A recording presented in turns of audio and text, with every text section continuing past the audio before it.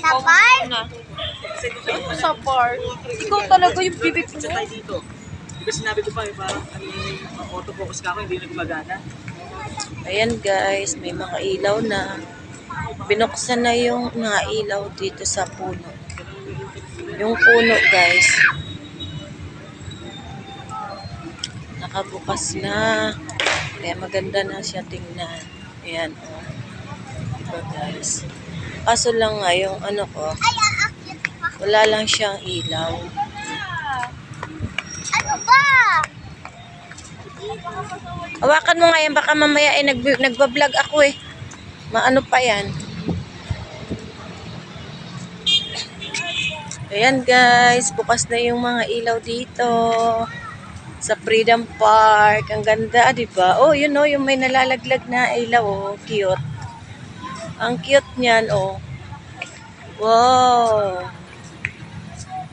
Ang ganda. Wow, ang ganda naman.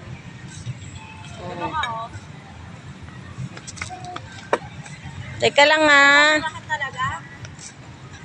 Teka lang guys. Ayun guys. Oh. Parang nalalaglag yung ilaw. Ay naku, sana lang hindi lang lumikot tong na video ko guys.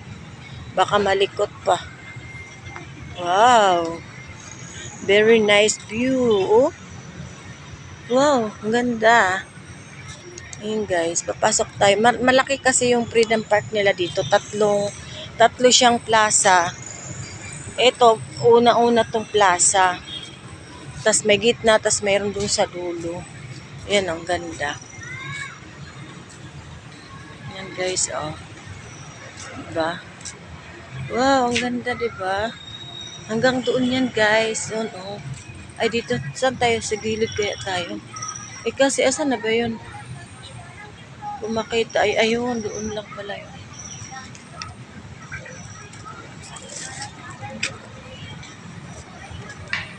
Guys. Oh.